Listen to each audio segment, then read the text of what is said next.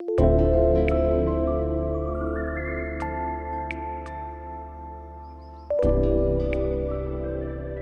y'all, it's Niccara. And I'm Brandon. And welcome to another episode of ...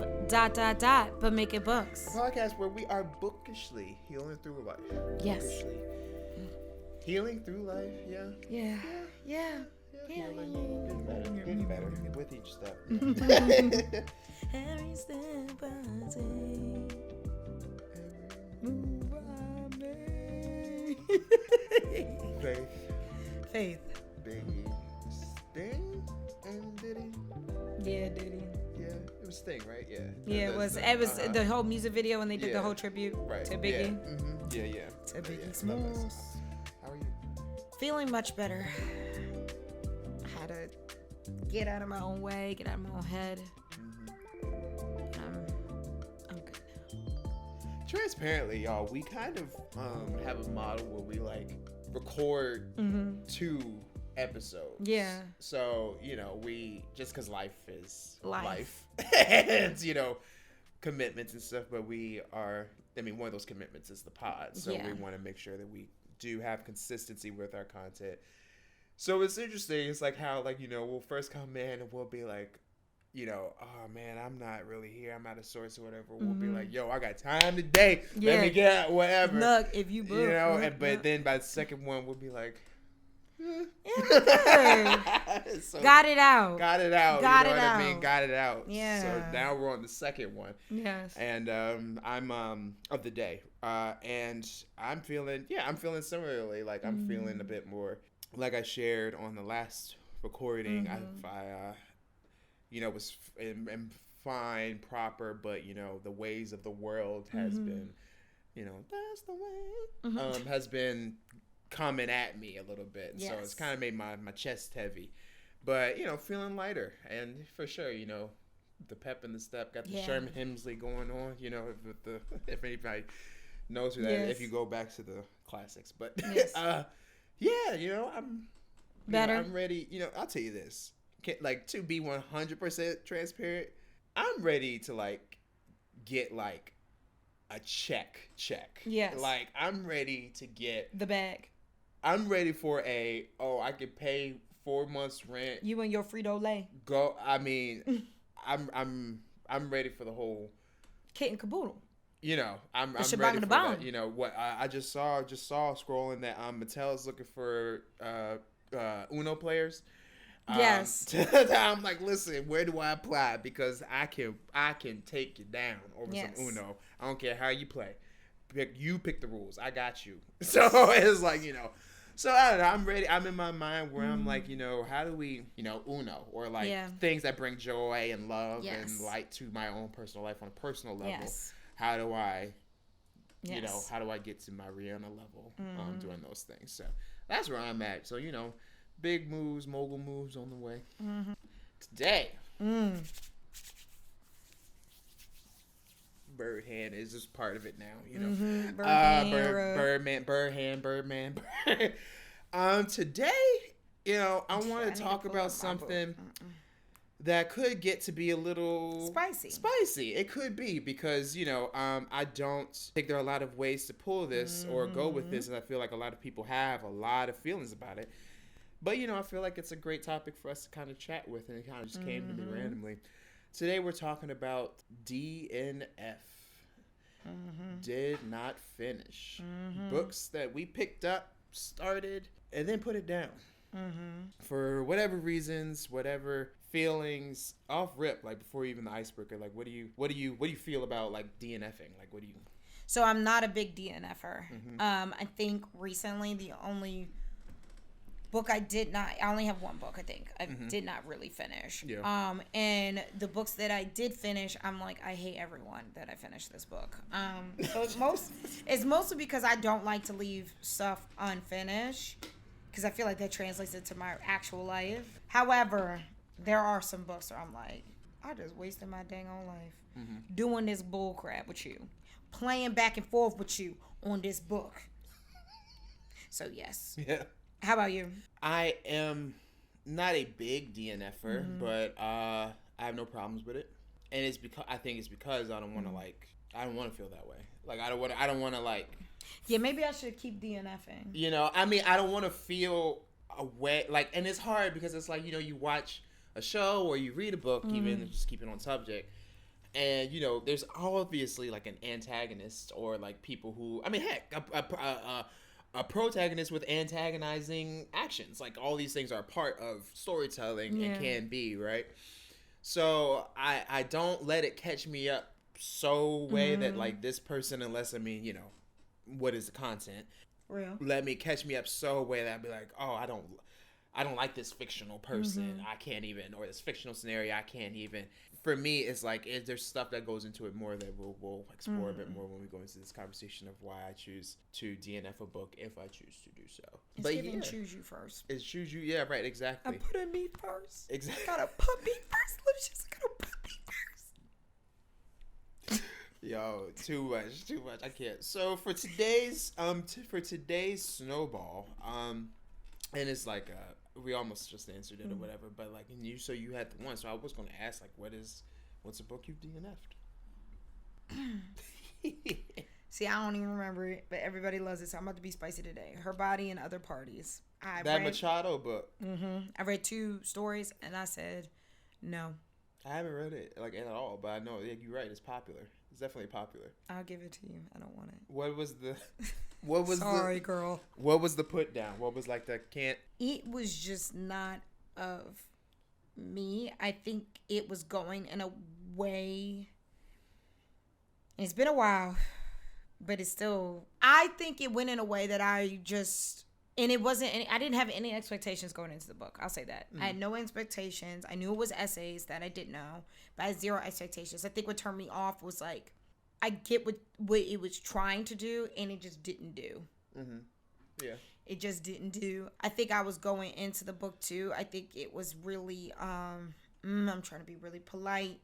I recognize that I go through the lens, as said on many episodes before, I'm a Black woman. I'm a cis woman. But I also understand if I'm going to read a book and then it might not be very Black or come from my vantage point, I'm completely fine of reading other vantage points. I just felt like it was trying to do something and I'm like, this some white people shit. I know she ain't. I mean, ethnicity wise, I don't believe she is. But I mean, obviously ethnicity is not a race, it's an ethnicity. I'm just like, this just does not feel. I wasn't rocking. And that doesn't mean other people did feel it. But I do think that a lot of the books that I feel are highly rated, that I have been like, what the F is this?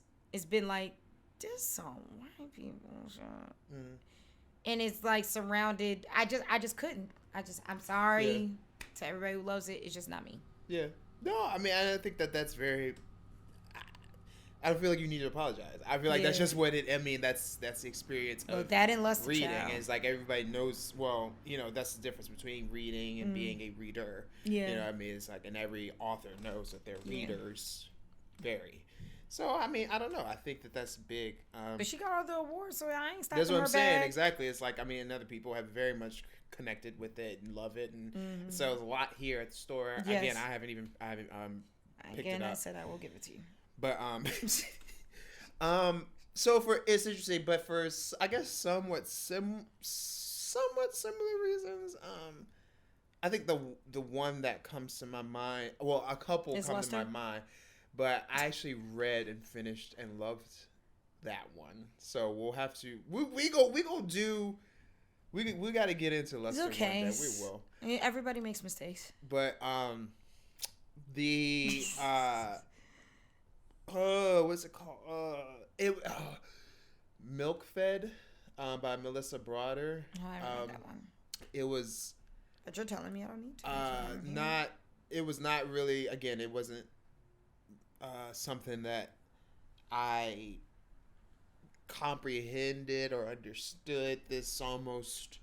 It's like I as much as a cisgendered male could get a woman's exploration and expression of her womanhood via the lens of her breasts or what have you. I got it, but at the same time, I I think, which is probably going to be my stance for a number of things that we talk about today. It's like, why am I reading about it? Why am I experiencing this story in this medium?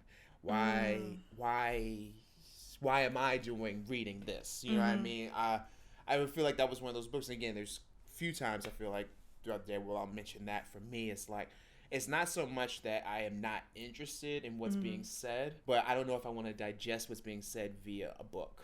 I don't know if I want to read 200, 300, 400 pages on this subject, storyline, nonfiction, whatever. But maybe I'm open to exploring it in another form of entertainment, because there are several.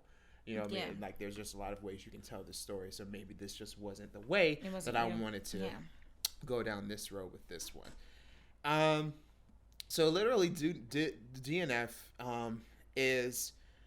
stands for did not finish. Very simple, self-explanatory. Self-explanatory. I think I want to start there as we continue into the next thing. You did not finish. So finish. I feel like finish is like, you know, of course you make it to the end of something, or you get to the point of completion with something. But my question is, it's like, why does the goal marker have to be the finish point you completed from page 1 to page 300? Why can't my reading, my experience with this book, and I be completed and I be finished on page 30? Even if I didn't actually go to the end of the intended finish line, why can't I walk away from this experience feeling finished and completed at a marker prior to?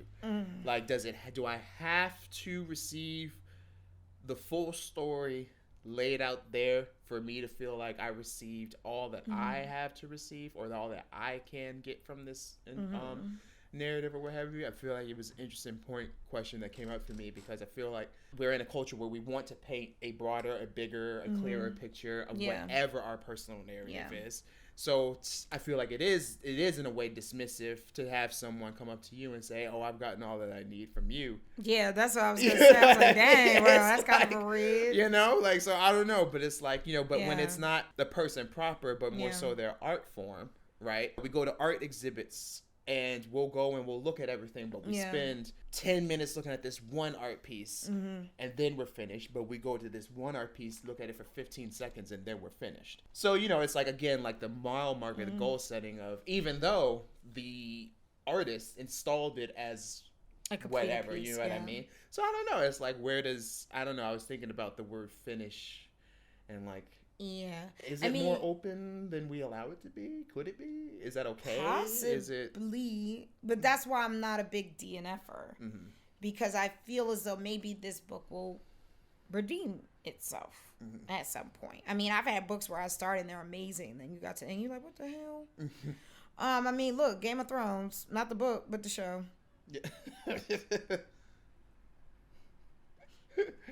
Because I still don't forget them how they did Dany. Y'all made it seem like she went crazy for no reason. Right. Don't piss me off.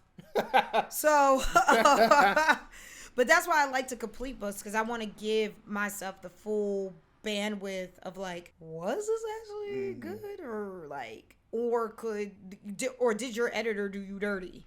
Kind of deal. And that's why I like to complete it. Or was this just like was a poorly written book? Like, great premise, terrible execution. Had a couple books like that that I had high hopes for, and I'm like, great premise, awful execution. What makes awful execution for you? Like, what makes you don't have to give it, like, if it really lets you want to, you don't have to give it like an example of a specific book. But like, you know, like, what is like burp. There's one book I read and I was like, oh my god, this is gonna be so amazing. It was set in the Harlem Renaissance era. They were a spy, and everything was making sense. Oh, I think I know what you're talking about. And then it was like the transitions did not transition well, or things were missing. And I'm like, how do we get here? Yeah. How do we get from point A to point B? Yeah. Because I don't remember that. I said, hold up, maybe I wasn't paying attention. So then I reread a little bit of pages back, and I was like, I was paying attention. Yeah. So this one I'll be like, oh, dang, that ain't right. That is not right. Or you read a book and you're like, this is not what you described this book to be. Like in your synopsis of the book. Synopsis, yeah. Like, I hate to do this. Put the other black girl. I had really high hopes, and I got to the end, and I said, how? Literally, how?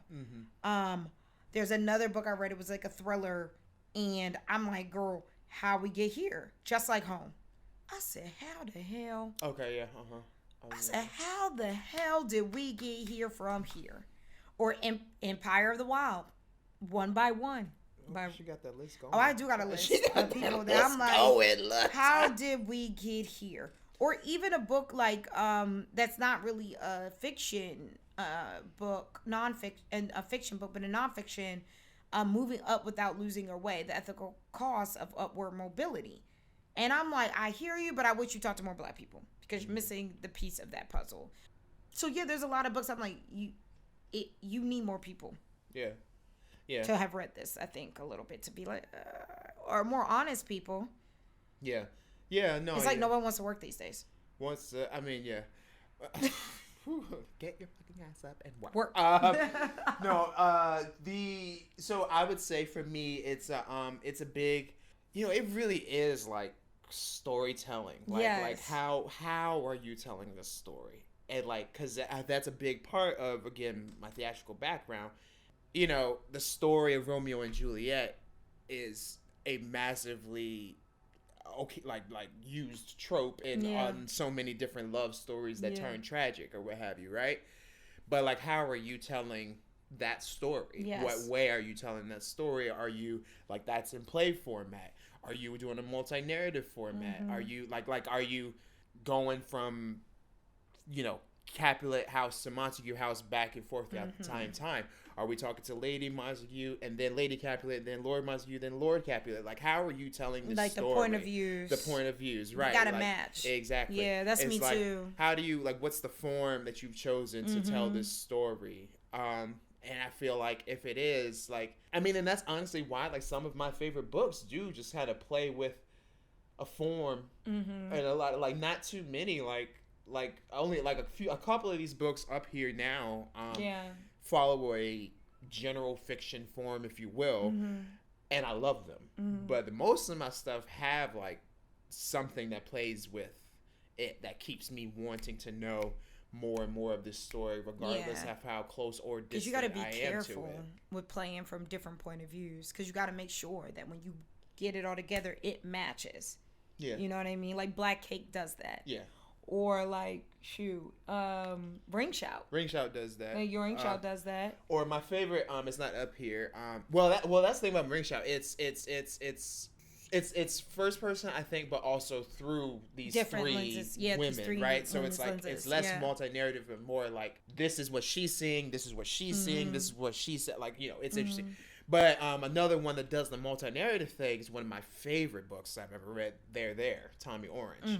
All of these characters, about 20 characters in the book, have at least one moment of speaking through their eyes of what happens with these people, indigenous people who are all leading up to the first festival that their people, and the biggest festival that their people have had in years. And then the multi-narrative, there's somebody who has 10 chapters, 15 chapters in the whole book, and there's somebody who has one chapter in the whole book. You know what I mean? It's but it's so magnificently put together. I couldn't, that's another one. It's so going to my next, so I'm answering my next question. What's a book that it's somebody's oh, I DNF'd that. You're no, you got to pick it back up. You got to go again. You got to do whatever. Because that's why for me, Ooh. Tommy Orange is there. Oh, I got to look. That's a big... Tommy Orange is there. That's a big one where a lot of people will turn off from it because of the multi-narrative nature of it, because it can get confusing, and if you don't read that way or are not used to the way that to that type of storytelling.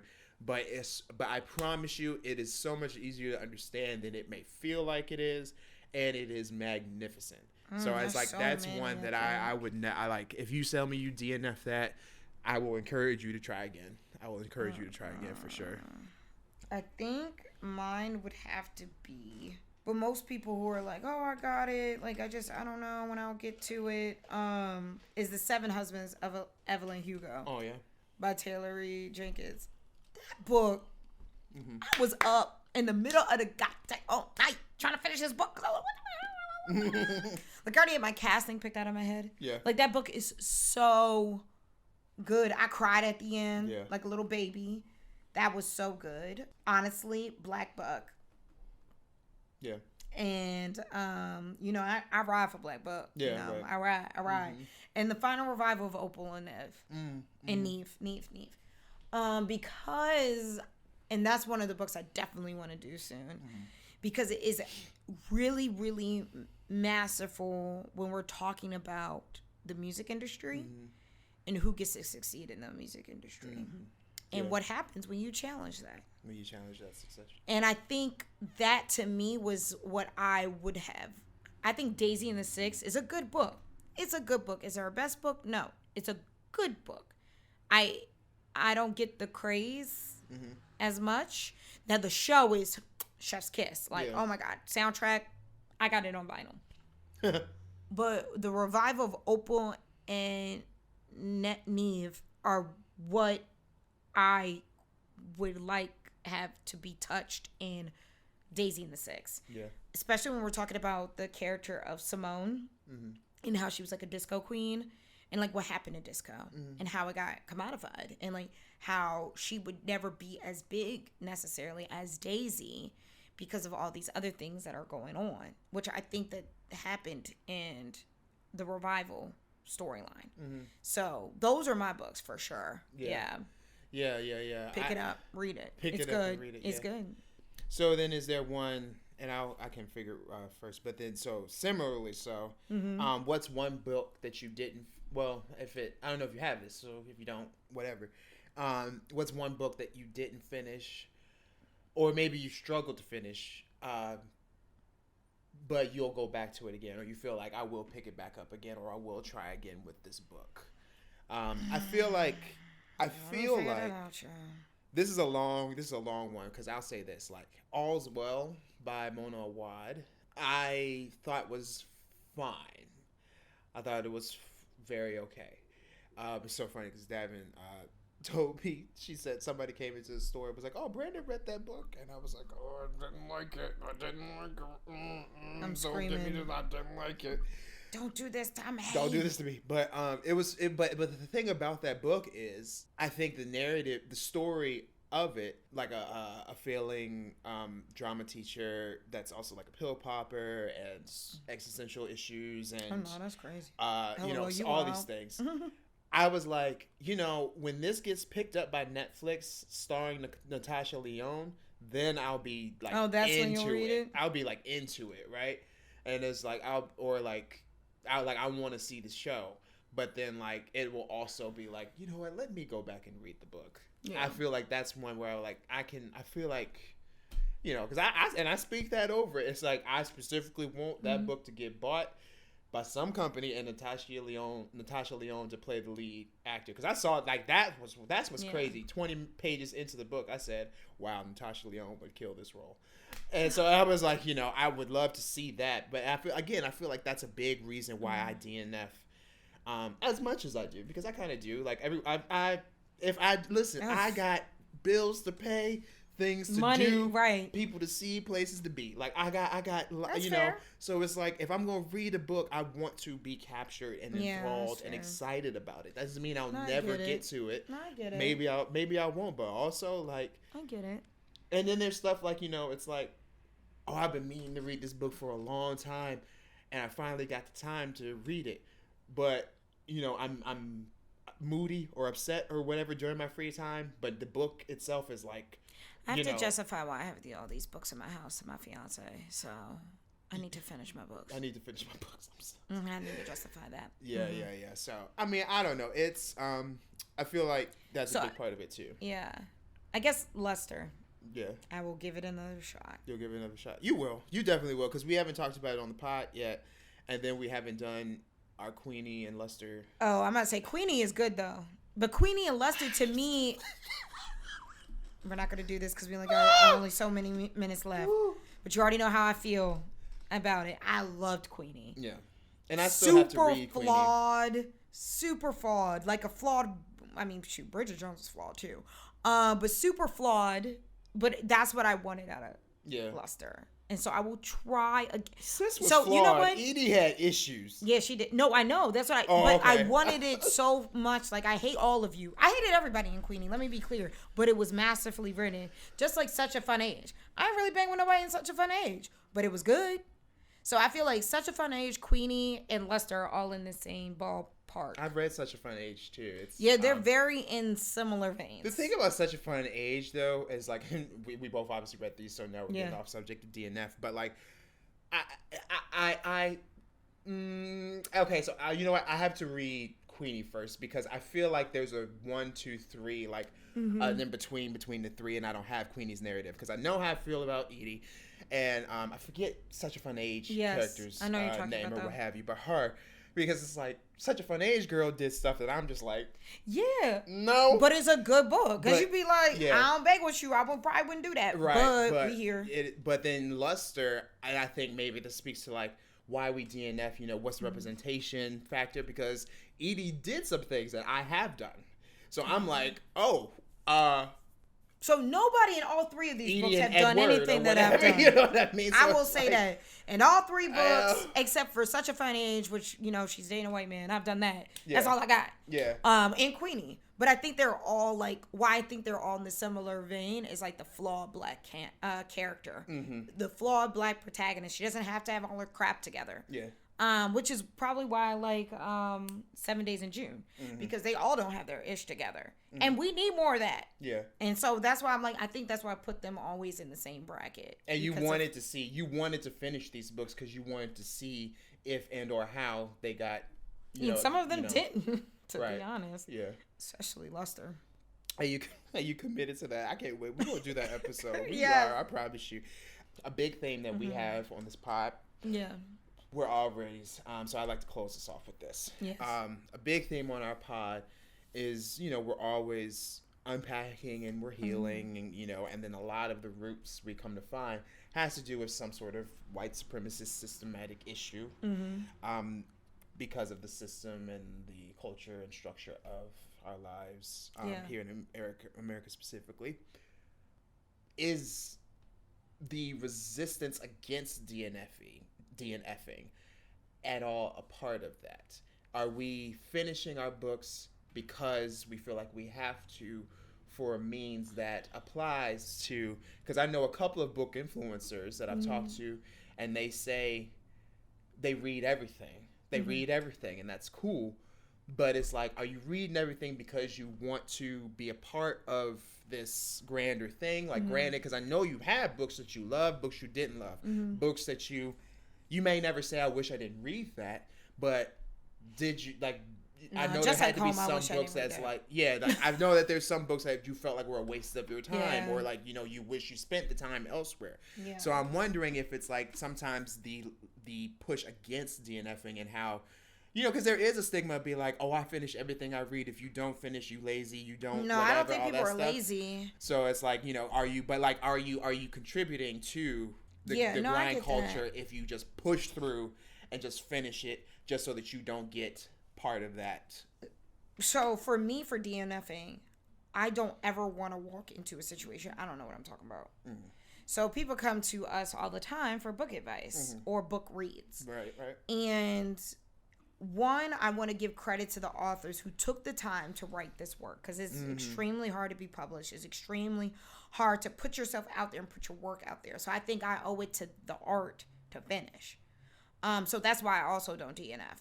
And also, I want to make sure, like, I'm getting the full breadth of what I'm getting, which is similar to what I said previously in other episodes where I'm like, I don't ever want to close my mind off to things, because I think that also opens me up to hearing all these different opinions. And I think it also makes me a better traveler in the world.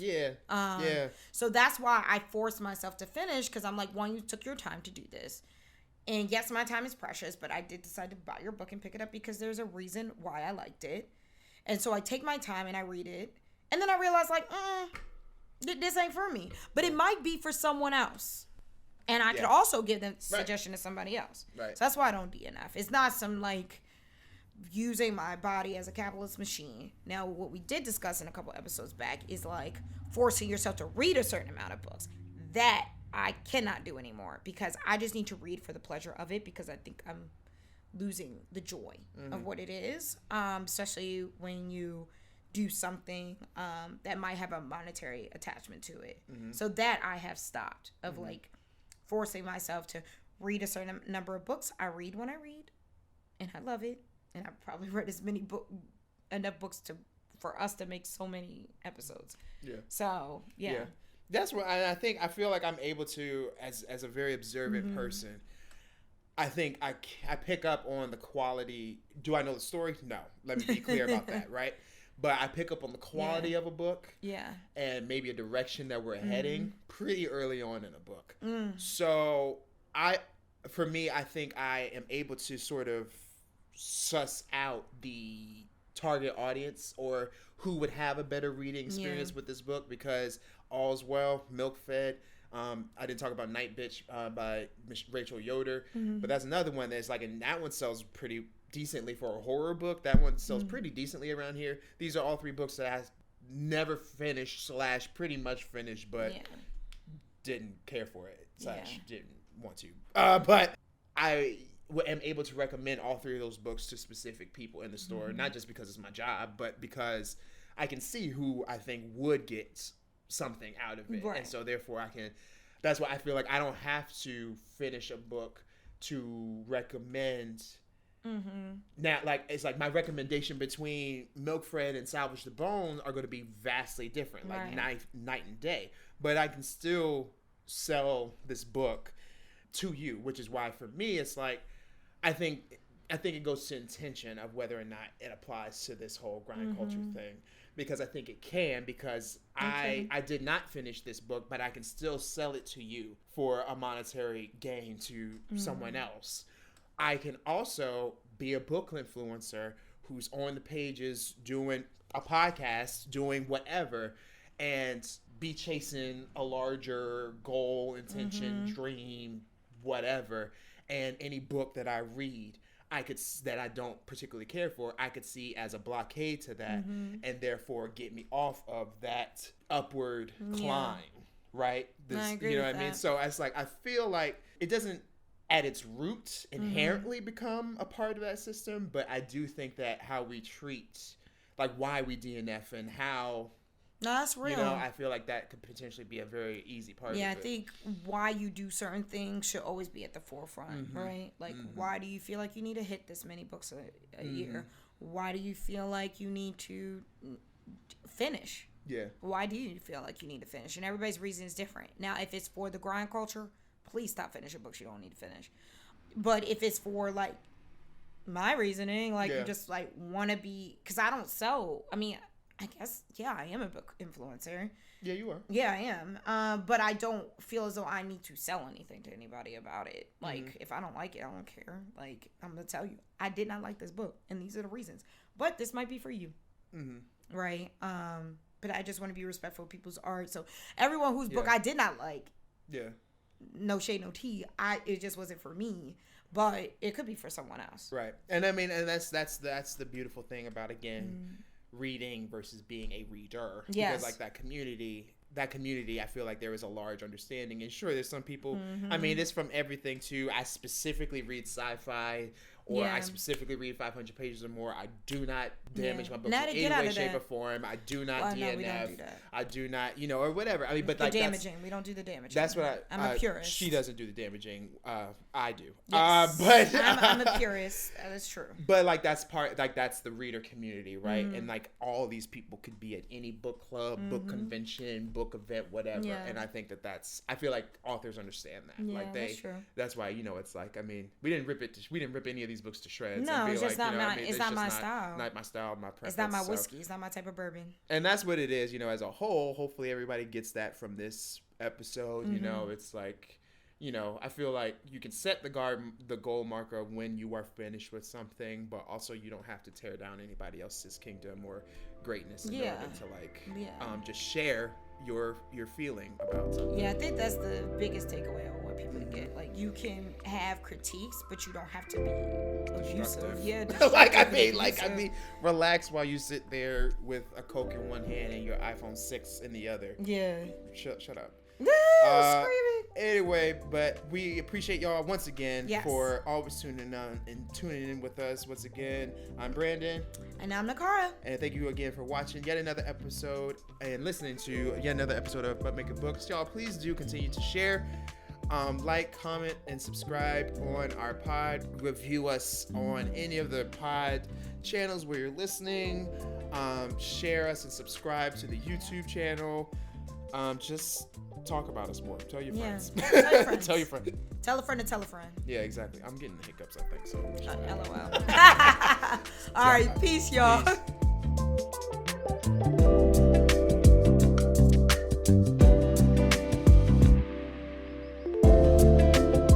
Hey y'all, it's Niccara. Thank you so much for listening to the episode. If you like it, please make sure you review, rate, and subscribe to our podcast. Of course, sharing is caring, so make sure you share with your friends and let everyone know to come into Charm City Books to get our recommendations. And thank you so much for listening again, and I'll see y'all. Be good.